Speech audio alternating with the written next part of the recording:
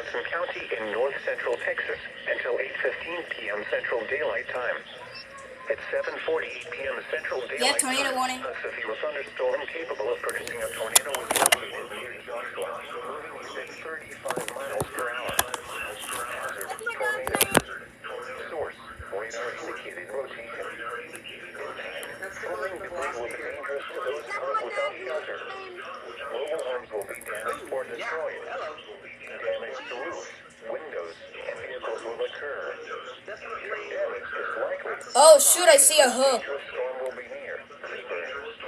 Joshua, and cross timber around 7:55 p.m. Central Daylight Time. Yep, there it is. Tornado around 8 p.m. Central Daylight Time. Other locations impacted by this storm. There's the rotation. It's near Joshua. Highly flat and even.